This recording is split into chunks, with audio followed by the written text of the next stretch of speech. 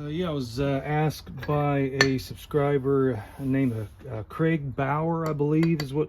Sorry if I botched your name there, bud. But asked. He said he just bought one of these Neotec 895s, which is the 395 clone, Husqvarna 395 clone, and he's having trouble with the getting the clutch cover back on, I believe is what he said. So I had a minute and I thought I'd kind of go through some of the basics on it, and it might help you with your problem. You know, we got to understand that not everyone knows everything about a chainsaw, and might get hung up on some of the basics, or if I can rephrase and say, the basics to you or me may be different than the basics to someone else. So there's still, I learn every day. So if this helps anybody, here you go, especially you, Mr. Bauer. So you take your bar nuts off, obviously, first on this, and it has that outside spike there, but that should be I believe that was attached. I don't know if this was attached to the saw. This spike was attached to the saw when it come new or not. I can't remember. And this says NH894. Disregard that. They're called NH895 now. This was like the prototype of those.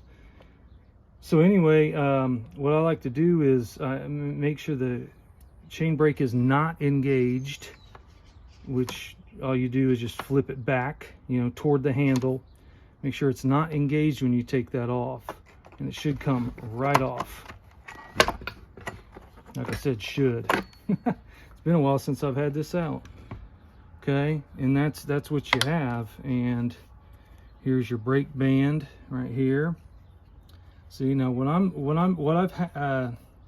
can't talk apparently.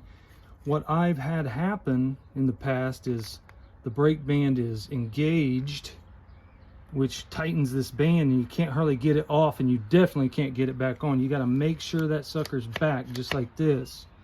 If it's not working right, then there's a malfunction here. You have to take these Phillips head screws off and make sure that the spring is attached and everything. Okay, so that's all there. And then he requested that I bar the saw up to see something. I'm not sure, but first of all, if you want to get a bar that matches completely to this style of saw, it's called a large Husqvarna mount or a D009 mount. The alternative would be to get another chainsaw bar and get an adapter. So a lot of my bars are steel mount bars, and the hole is quite a bit larger here. And I'll just get an adapter from all my Husqvarna mount saws and put the steel mount on there, so that way I don't have to buy a bunch of different bars.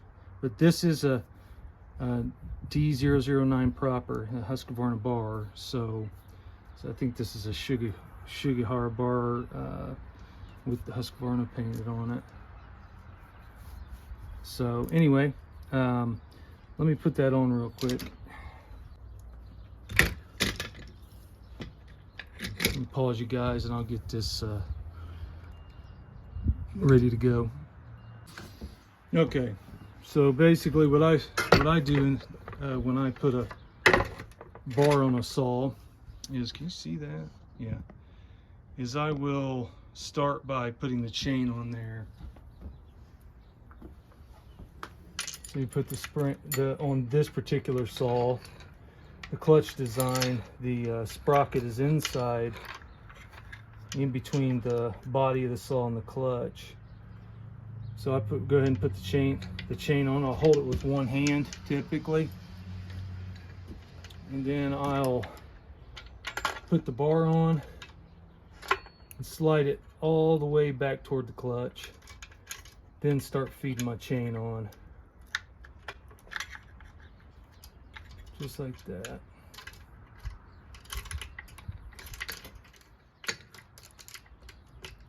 Then I'll go ahead and put the entire chain on the bar. This is where a lot of people get confused, because some chains don't seem to fit on the bar. They're too tight. That means your chain is too small, and you have to get a larger drive link on the chain. These holes right here have to actually be lined up to the adjuster. So I'm gonna show you that real quick. And I don't mind doing this type of thing if it helps somebody. It's basic stuff, but not everyone knows. So right here's your chain adjuster, see? And this is a front adjuster. So, you know, this goes back and forth to tighten the bar down. So right now it looks to be too far back. I'm gonna have to pull it, oh, wrong way. Pull it my way a bit. So let's try that again. Where are we at now? There it is. Okay. Okay, there we go. So now it's in the adjuster hole in the bar. We're in business now. So there. Now, you gotta make sure it's really firm down there. It's really hard with larger bars too. So there's our adjuster now. At this point, I like making sure the clutch spring is engaged, or not engaged, I'm sorry, by pulling back.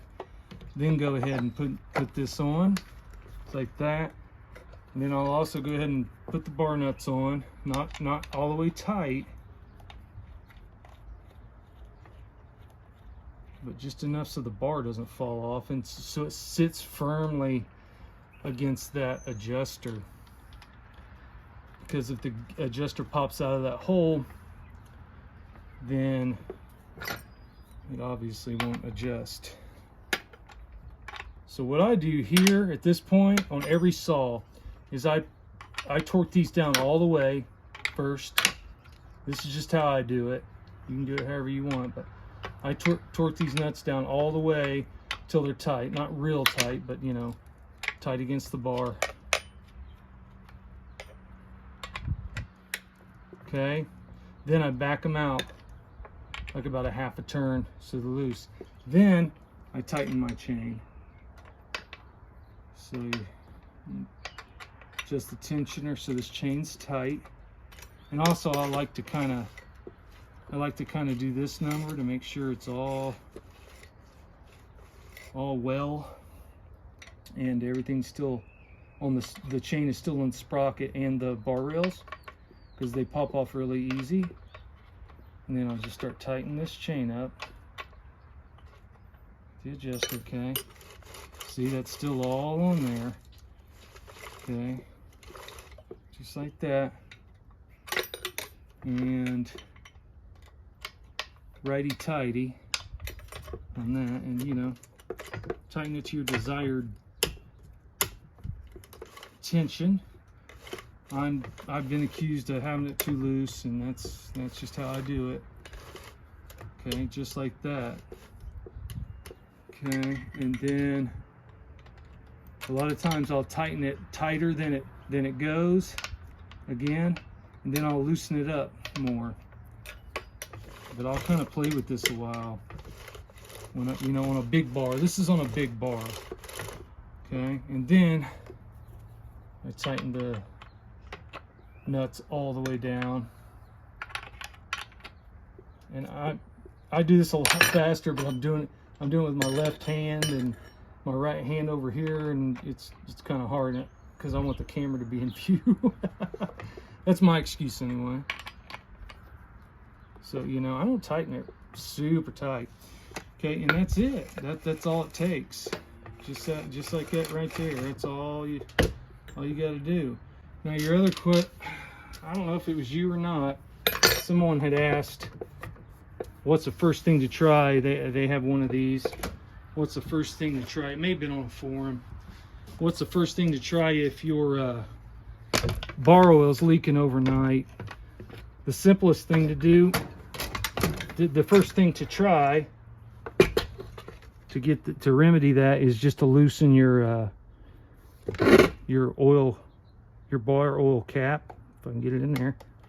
Okay, all the way until it releases that pressure, and just put it back on. Put it back on. That's the first thing to try. If that doesn't mitigate the leaking, then could be several other things. You know, the bar oil line, the little pressure. Some of these have like a little pressure valve type deal. You know, where it works off pressure. There's a lot of things there. So, and I apologize, Mr. Bauer, if that's not you that asked that question, but someone did. This bar's already rusting up. Look at that. So anyway, I hope that helps you, sir.